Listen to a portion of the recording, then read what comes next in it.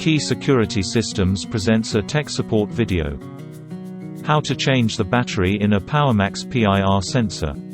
The K9-85 MCW. You will need one CR123A battery per device and a small Phillips head screwdriver. Use the Phillips screwdriver to loosen the bottom screw until the sensor cover pops open.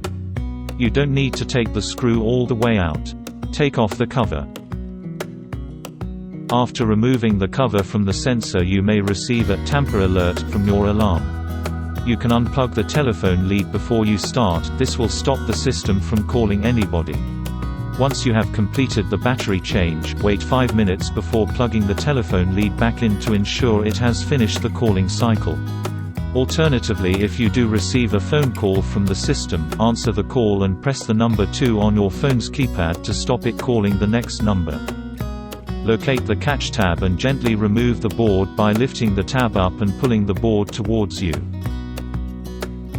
You'll find the battery on the back of the board. Simply pull the old battery out from the clips.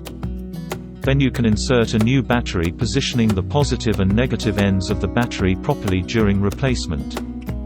Now, reinsert the board with the battery facing away from you. Place the bottom of the board between the two prongs and gently push the board back until the tab clicks into place.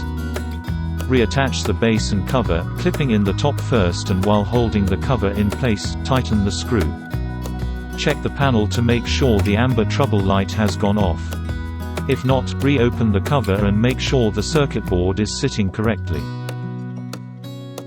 To learn more about the PowerMaster security system and other Visonic devices, please visit www.keysecurity-systemsltd.com.